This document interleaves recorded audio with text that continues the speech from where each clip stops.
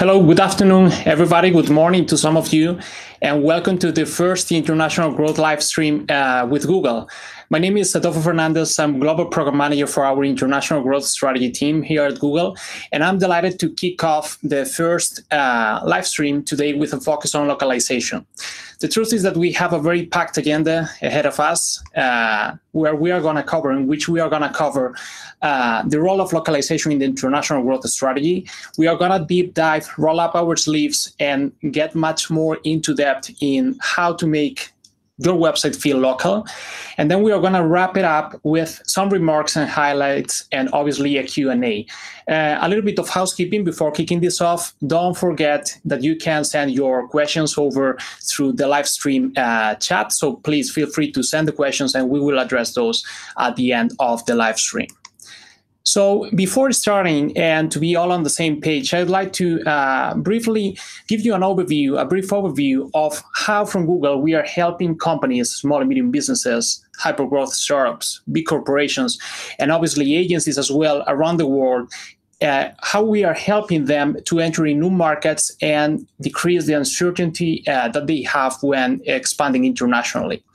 So we have an international growth team here at Google that supports these kind of companies throughout the entire journey. So from identifying the markets, understanding where the opportunity lies, to assess the barriers that they have to overcome, obviously as well on operations. Today we are going to focus specifically on localization, but we have an internal team here at Google as well that is supporting companies on not just localization, but also global payments, customer care, international logistics, and obviously in the advertising solution. So for those of you who are in the audience today and have an account management team here at Google, don't forget that you can reach out to your account manager in order to get access to this level of service, to have support with localization, payments, customer care, international logistics.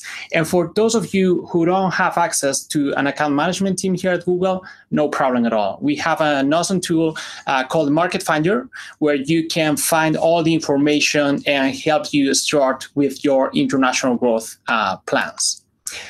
But let's talk about localization. Why localization specifically? Why we are doing this, and why we decided to start with localization today. So a couple of years ago, we decided to go to the market, basically ask the small and medium businesses which were the main hurdles they face when they enter in new markets. And they identify that acquiring market insights is by far the most important capability they may have. Out of those, 61% actually told us that they needed support with operations. But we all know, the ones who you are in the audience today, we all know that operations is a very difficult task to overcome. And when you expand to new markets, you have to think about finance, you have to think about policy, you have to think about marketing, international logistics, localization. And the truth is that people identify localization as the main hurdle they face when they enter new markets. And most importantly, if we put ourselves in the shoes of our customers, what we have to think is that today, 3.5 billion people are connected to internet around the world. And this is a huge opportunity for small and medium businesses and also for big corporations. But if we think properly, probably we will realize that 80% of them actually speak other language rather than English. And you were totally right. When we partner up with you, when we partner up with small and medium businesses, agencies, big corporations, and ask them which were the main hurdles they face when they enter new markets, they identify localization as the first hurdle they face. So actually, we went a little bit more in depth, and we understood that 72% of people, of consumers, spend most of their time in websites in their own language. Out of those, 82% of shoppers are more likely to buy if promotional material is in their own language. And last but not least, more than half of the consumers said the ability to obtain information in their own language is even more important than price. But today, to talk about localization, I'm delighted to have with me one of our partners, the big word. And actually, we are talking about internationalization. We are talking about localization and globalization. So we have people from the US with us. So good morning, guys. We have Joe DiDamo, Vice President of Strategic Accounts from Americas at the big word, who is in San Francisco. And we have from Las Vegas, Rustin Gibbs, who is the Solutions Architect at the big word. So Good morning and welcome. How are you guys? Thank you, Adolfo. We're doing great today, and thanks for inviting us to co-present on the topic of localization. My name is Joe Didamo, and I represent the Big Word. I'm the Strategic Accounts Director, working closely with Google for over these years. Just a quick introduction about the Big Word so that you can get an idea of who we are and where we are. We've been in operation as a full-service language service provider for close to 40 years, headquartered out of the United Kingdom. As a global company, we have representation and offices and operations in Asia, including Tokyo and Beijing, in the US, specifically New York City, and most recently an expanded office in Holland, in our European sector. What we're going to go through today, and I will be handing off to my associate Rustin Gibbs, our senior solutions architect.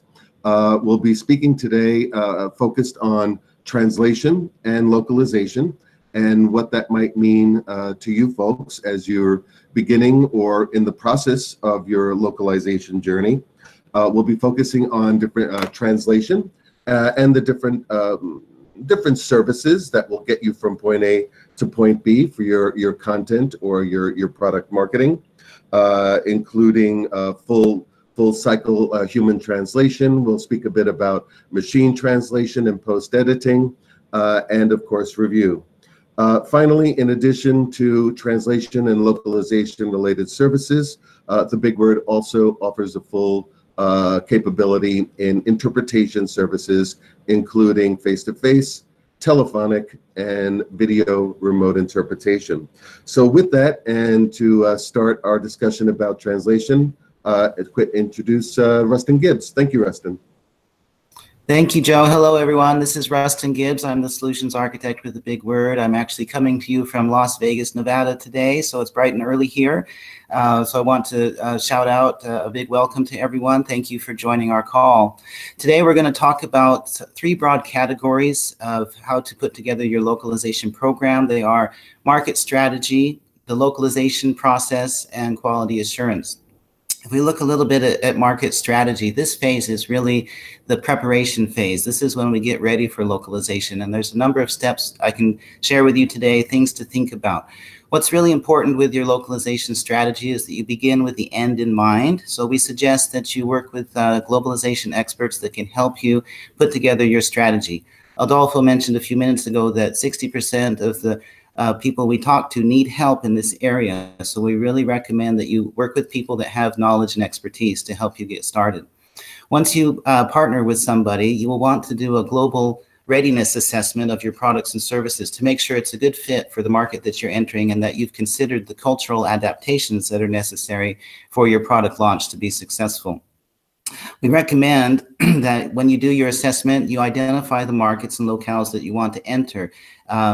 A more targeted and specific approach will be more successful than a general approach. So work with your team to identify the markets that are going to give you the highest return on your investment.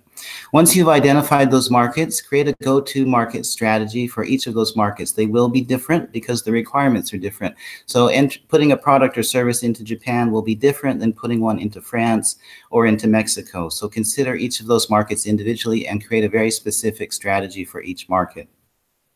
We recommend that you build a support team that has knowledge of the local language and business culture so that you can be the most successful. And we recommend that you involve that team in the design and the build and the release of your product so that you can get that input very early and consider the implications of your decisions early.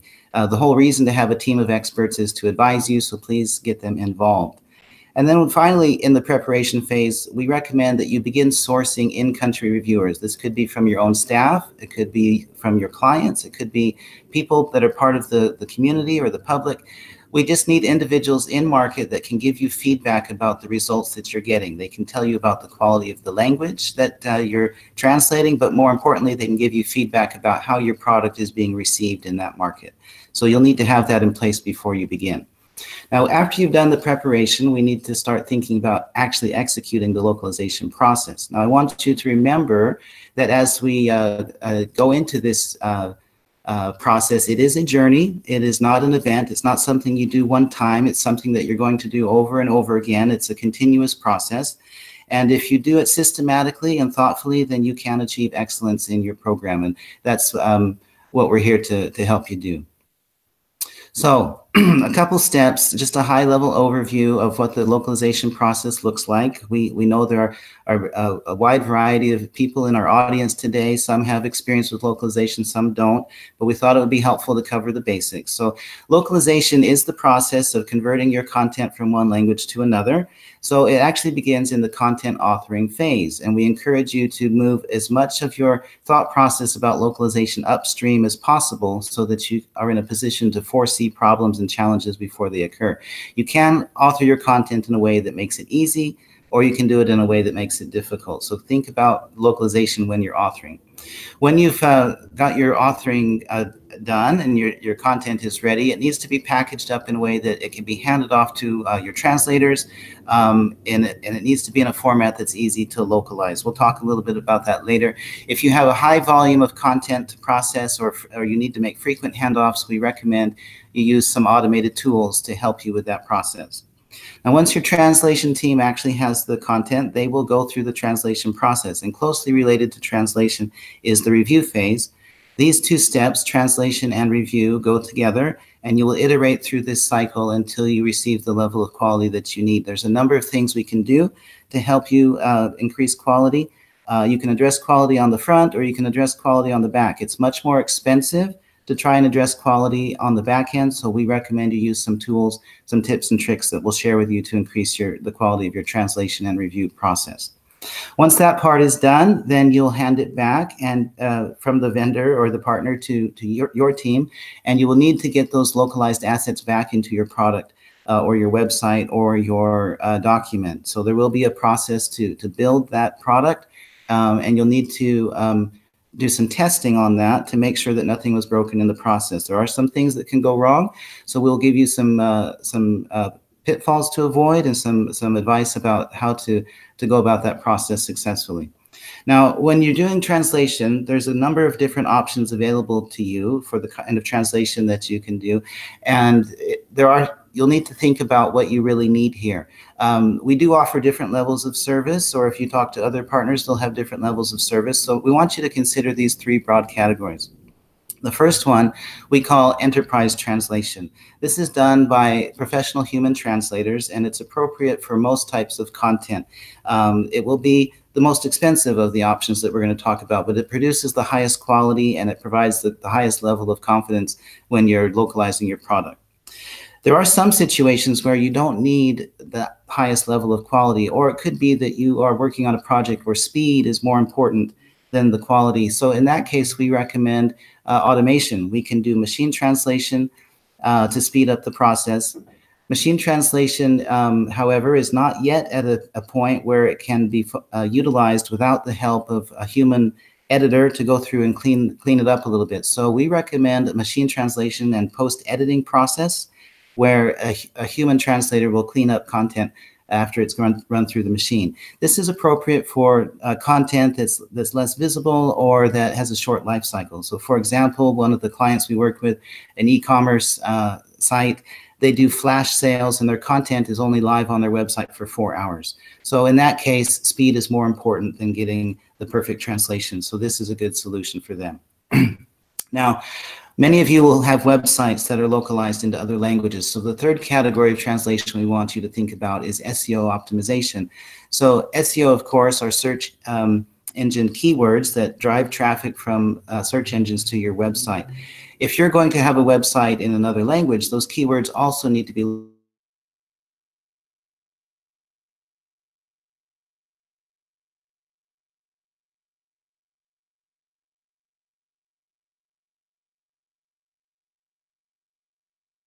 is that it's really more research than translation, because we're just looking for keywords that are going to have an impact on your market strategy. All right, so I want to make a distinction at this point between translation and transcreation. So translation, I think, is obvious. We're converting one natural language to another. The important thing here is that we measure quality based on fidelity to source. And what that means is that if we look at the source text and we look at the translated text, there should be a correspondence, a one-to-one correspondence between the meaning of the words or the phrases. And that's how we know if it's a good translation, if it's faithful to the source. If we look at transcreation, though, this is a different process where it's much more of an authoring process. We use this for copywriting, for branding, for marketing, where fidelity to source isn't the measure of quality. So, for example, if you have a marketing slogan that goes into advertising in a local market, it's more important to measure the impact you're having in the market than it is to measure the fidelity to the source words. So what we do in this case is we hand off a brief of what needs to be communicated, and we hire copywriters to create that message in the local language without necessarily referencing a source text. And again, we measure that based on impact. In the market, it's appropriate for highly stylized marketing, advertising, and branding. Now, there's a number of different ways that you can organize yourself as you start thinking about localization. This will depend highly on the way that your organization operates. But we want to share with you a couple of popular models that people use to organize their localization program. The first thing, and this is probably where many people start, is they organize a team of in-house translators or reviewers. Now, this is helpful because you have complete control and visibility of your program. The downside of this, though, is it's not very scalable for a global program, and it can be very expensive to maintain staff that aren't busy. So many organizations move to a centralized model where headquarters makes the decisions about the messaging and the quality of the language. They set the standards for the language. This is useful because you can leverage across departments in your organization and reduce your overhead, but it can be problematic if it's too slow or too bureaucratic for your local offices. So in that case, we recommend a distributed model where the local offices have more control about what content is released to the market. In the distributed model, this is appropriate if you need quick response, a quick interaction with your local customers, or you need hyper-local messaging that headquarters may not understand because of the nuances of that market. The problem with the distributed approach, however, is that sometimes the individual markets are not communicating with each other, and it can feel chaotic and uncoordinated. No matter what model you choose, there will probably be certain roles and responsibilities that will emerge as you build your team. You will need a product owner, someone who's responsible for releasing the product or service. That person should be paired up with a localization owner. And the localization owner is the person that's responsible for taking the product or service into the local market by getting it localized. Very often, they will make a handoff to a localization vendor to do the translation work. And you should think of the vendor as your partner for the long-term success of the program. And then you'll have in-country reviewers. I want to emphasize again how important that is. These are individuals that represent your interests to make sure that the content, the localized content that you're getting back is appropriate for the market, and it has the style and tone and quality that you want that's appropriate for your product or service. All right. When you make your handoffs and handbacks with your translation partners, you're probably going to see some new file formats and be introduced to some new tools. We won't spend a lot of time here, but I just wanted to get a few acronyms and abbreviations up on the slide so that you can start to familiarize yourself with what you're going to see. Translation is done with automated translation tools, and those tools work in concert with translation management systems. A translation management system is just a workflow engine that has central translation asset management. Now, translation assets are translation memory databases and glossaries. This is really just databases of translated content that corresponds to what's been translated for you in the past so that we can leverage translations that have already been approved. This greatly reduces your cost, it increases the speed and the quality of the translation process. And the resulting format that comes out of that are TMX files, which are exchange files for translation memory databases, TBX files, which are term-based exchange files for your glossary terms. And a very popular format today is XLIF, which is an XML-based file that contains the source content and the corresponding target translations. We just want you to be aware of those file formats. And the important point that I want to make here is that the translation memory is your IP. It belongs to you. So even if you're working with a partner, you should always have a current copy of your translation memory database. Now, once we've completed the localization process, we move into the quality assurance phase. And this is a very important phase that we should be thinking about ahead of time to make sure we understand what we're getting. One of the big challenges of localization is that very few of us can read all of the languages that, that our product is localized into. So we need to have a plan about how we can assure the quality of the content that we're getting. We need to remember that language quality is subjective, and so the recommendation is to agree to the standards and the rules of engagement with all of the players ahead of time. We recommend you organize those standards into a language quality assurance model. We call it LQA for short. And this is a way to use more objective measures when you're scoring the quality of your translations. That would lead into language scorecards, which are really just spreadsheets, or it could even be a tool. We have tools, for example, to do this in an automated way so that you can score the quality of the language translations in terms of accuracy, syntax, fluency, and so forth. And when you put numbers on it, it helps us to aggregate that data and to track trends over time.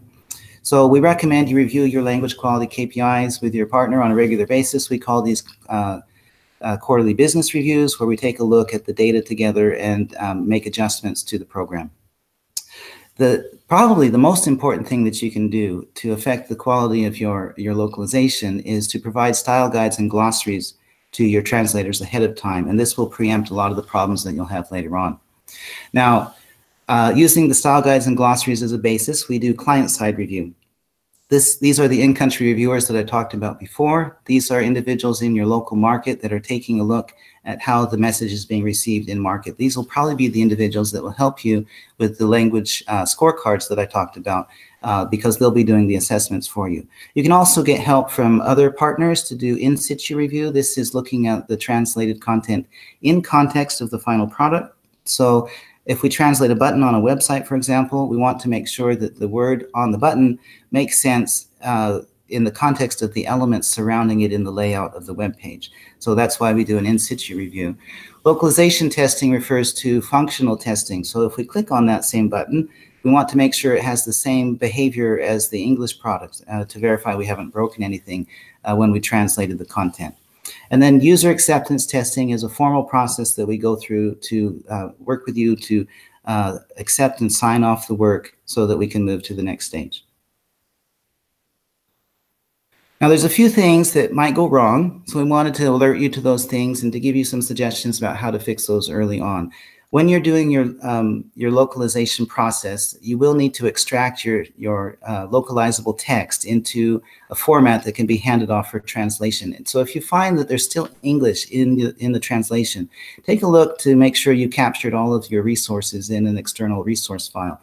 Or it could be that there are English terms in your style guide or glossary that are supposed to be there. It could be product names, could be branding. So just make sure that that those terms are being used properly. It could be that your translations don't contain the correct terminology. So this is an opportunity to apply our style guides and glossaries again. We recommend automated tools to enforce the use of the terminology, and we highly recommend a feedback loop between the translators and the reviewers to continually collaborate on the quality of the translation. Now, sometimes the translations are accurate, but they're not correct in context. I talked about this a moment ago. So the more context you can give to your translators, the better. If you can give them reference material, access to a staging environment, and certainly access to your style guides and glossaries, they will be more successful if they understand the content that they're translating and the desired result. And then lastly, I just wanted to touch on layout issues. When you translate from one language to another, the length of the strings or the content will change. So you need to consider layout at the development stage. For websites, you can use auto layout technologies to make adjustments on the fly. For documents, you need to consider that the text will expand. So you need to leave enough room on your web page or on the user interface of your software or on the page of your document to make sure that if the string doubles in length, for example, that it would still look good in the final product. If there are constraints that you cannot get around, then please make a note of that and work with the translators to come up with shorter versions or abbreviations for that text. So So just to wrap up on this phase, on this discussion here, we want to give you a case study of a client that worked with us to release their product. They are a clothing retailer. They have an e-commerce website, and they wanted to expand into global markets. They had some challenges in doing that. The first challenge was they had a significant amount of content, about 2.2 million words, that needed to be translated on tight deadlines. So they chose a machine translation option for speed, which I think is a decision that many clients will make. However, that quality was not appropriate for what they were trying to accomplish, because they are running a retail website and they have a lot of branding information, a lot of product descriptions that are designed to encourage clients to buy. So the machine translation was not working well. And also they had a content format that was not very friendly for localization, and it required a lot of engineering work to get to the text for translation. So we worked with them to rework their format so it was more accessible. And we also recommended that they upgrade their translation service to enterprise translation, which would be more appropriate for the branding and product work that they were doing. So as a result of that, we now have released this website into 9 different languages, and we've expanded their global presence. So we're very proud of that. We're happy for them, and we wanted to report that to you. So first of all, thanks a lot, Rustin. I think that it was a very compelling and very in detail approach to localization. I would like to emphasize a couple of things here. Probably the first one is that the case that you just put it as an example is a case that it was a Google client that, as I said at the beginning, access to this level of service and to the services of the big words through our program. As I mentioned, we are helping our customers, our agencies, small and medium businesses and big corporations throughout the entire funnel. And one of the things that we decided to really step in was localization specifically. So we have been collaborating with the big word on that, and we are supporting companies to overcome the barriers that localization represents in the entire funnel. To wrap it up, and before entering in the Q&A, I'd like to summarize probably as I started, putting a little bit in perspective what we are doing and how we are helping companies basically tackle and reach that 3.7 billion people connected to internet, right? I think that we all agree that we are living in a world where consumers are more connected than ever before, are more powerful, are more knowledgeable, are more busier, and definitely are borderless consumers. So I think that localization is basically the strategy that we need to put in place, that we need to nail in order to reach that audience. And today, I would like to thank the big word for providing us with a very good overview of how to start with localization and how we can basically leverage on localization to enter in new markets. So today we learn about market strategy, we learned about localization process, and last but not least, we learned a lot about quality assurance as well, how to make sure that your translations and your localization strategy is actually good. It's actually a good fit for the country that you have decided to get in. I'm gonna check if we have any questions. If we don't have any questions yet, please feel free to send them to the live stream chat, and we will address those. We have a couple of questions here. First question, you mentioned that we can have access to this level of support on operations. I'm curious to understand how the process works. So very good question. Actually, I was just mentioned it before. For those of you who have access to an account management team here at Google, you can basically express your interest in having access to this level of service. So as I said, from Google, we decided to step up and not just provide our clients and our agencies with support on identifying new markets, but also we are helping them on operations. And we are helping them around 4 main pillars, 4 main levers, which are localization first, customer care, global payments, and international logistics. So basically, we are helping them with our internal resources, obviously, but also leveraging on our partner ecosystem. So in the case of localization, I think that today we had a very clear example here, which is the big word. So we partnered with the big word in order to provide our customers with high quality translations provided by our partners that we have used for our own products and services. So if you have an account management team here at Google, don't hesitate to reach out to them, and they will communicate with our team to have access to this level of service. And for those of you who don't have access to an account management team or don't have an account management team assigned at Google, no problem at all. As I said at the beginning, we have an awesome platform called Market Finder. So you basically can Google it, go to Market Finder, and get support throughout the entire funnel, throughout the entire international growth journey. More questions here. Another one from Thomas. This is really useful. Are we going to have more tutorials like this? Yes. Actually, as I said, this is the first of our international growth live stream series.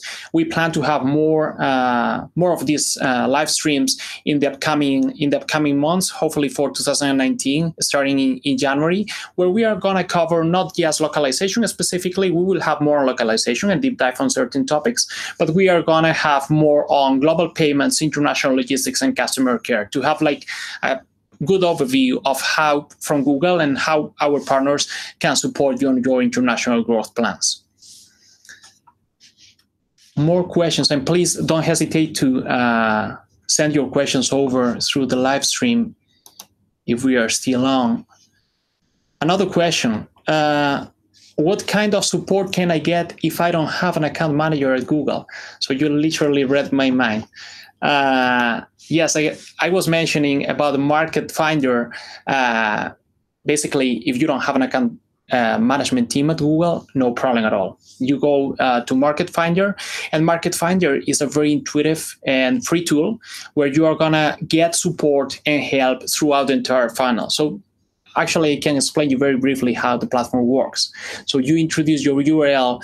The platform is going to automatically crawl your website. It's going to identify the markets, or better say the industries where you are operating, and it's going to give you recommendations about the markets that you have to get in. And once you have that, you are going to have the opportunity as well to deep dive more on operations, so around localization, global customer care, international logistics. And then you are going to have like a very compelling view and picture about the markets that are highest potential for you. So if you don't have an account management team at Google, we are aware of that. We have Market Finder, and you can have access to it. So I don't know if we have any further questions. Yes, John, hi there. Should we experiment first with a landing page and see if they receive it well? Or is it better to create everything at once in one language? We are an English language e-commerce and would like to expand in Germany. Probably this one is for you, Rustin. If you want, I can repeat it. Otherwise, if you can take this one. Sure, I can talk about that. So it's not a bad idea to test your market with a landing page. I think how fast or how slow you enter a market really depends on your individual circumstances and what you're trying to accomplish. I personally think it's a good idea to generate some market buzz by putting up a landing page or a coming soon page or doing some preliminary marketing work in the market that you're testing. I don't see any harm in that at all. However, if you do start with that approach, you will probably need to follow on with more content very soon to keep your audience interested. And depending again on the type of product or service you're offering, you might need to have a full e-commerce site available in that market very soon. But just my opinion, I think a landing page is a useful tool to help you generate some interest and to help you gather some data about the market that you're trying to enter. Any more questions?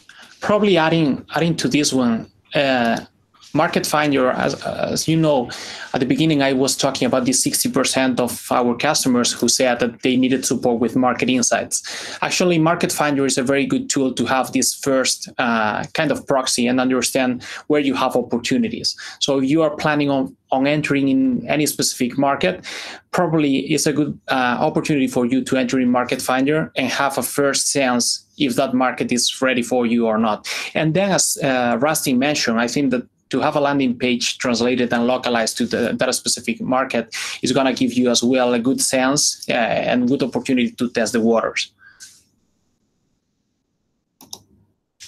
We have another question. Yeah. Could you provide information about CAD tools that have integrations, connectors with WordPress and HubSpot? Yeah, I can talk about that briefly. So WordPress and HubSpot are very popular tools for managing your content.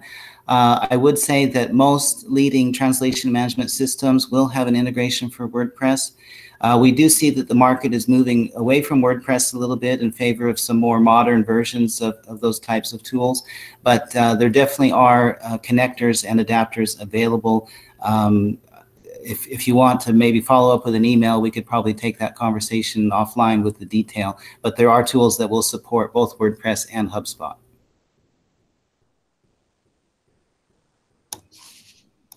Cool. We have another one here from Alejandro. Hi, how long does the whole process usually take per market? This is a very good question. Actually, I can talk about this one. Rustin, please feel free to give your opinion on this one as well. Basically, it depends on the length of the text and the language that you are translating as well.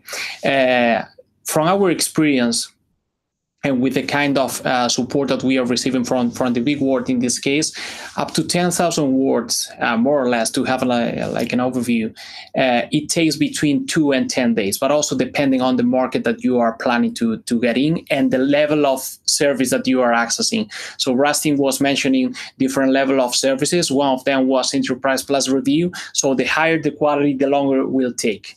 And I usually say that localization might be a very expensive strategy if you don't get it right. So sometimes I recommend to spend a little bit more of time and spend a little bit more of investment, probably in terms of revenue, in order to get it right at the beginning. So I don't know if you want to add something to this, Rustin. Sure.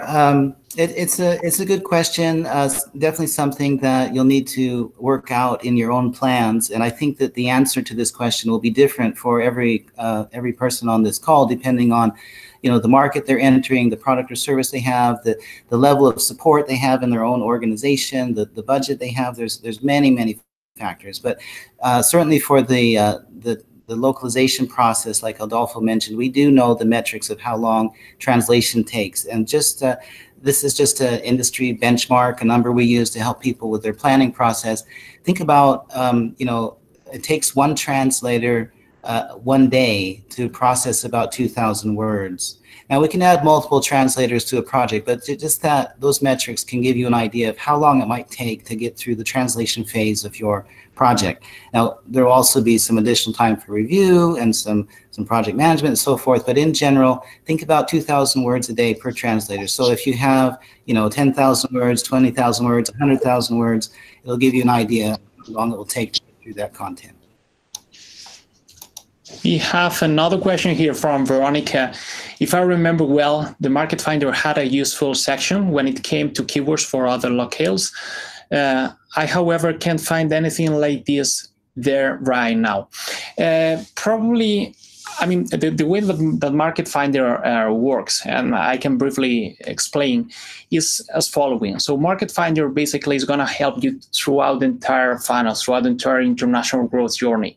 So what the tool does is basically to grab and crawl your website. So basically identify where you are operating, in which categories you are operating based on the content in your website, and then it's gonna give you recommendations. So it's gonna give you recommendations about the markets that you have to get in. So basically where your opportunity actually lies, based on a couple of variables or several variables actually that combines Google internal data. So basically monthly searches in that specific category, the bid that you have to do in ads in that specific country, and also macroeconomic variables. So it takes into account all those variables, and it gives you a short list of the markets that you have to focus on.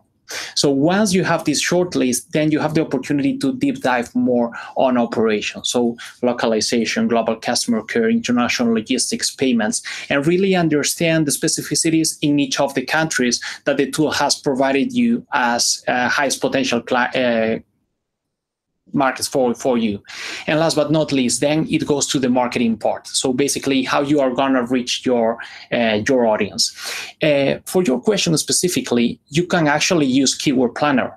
I mean, Keyword Planner is a tool that is embedded in our ads, Google Ads solution. So it could be a good approach as well. So a couple of tools here. So in one hand, Keyword Planner could be a good approach, but I highly recommend you that if you want to have like a more broader view about the markets that you have to get in, Market Finder is the solution for you. I don't know if we have any further question. We still have 5 minutes. So if you want to send another question, I think that we are getting another one. No more questions. So that's all from our side.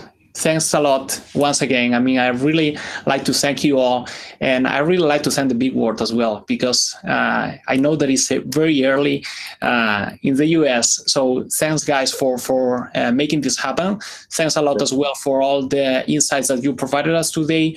Just one last thing from my side. Remember that you can get access to this level of service throughout your account management team for those of you who have an account management team here at Google, and for those of you who don't, Market Finder.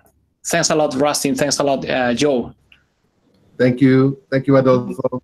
And for all of you, have a good day. And or good afternoon. Or even good evening. Bye-bye. Take care. Bye.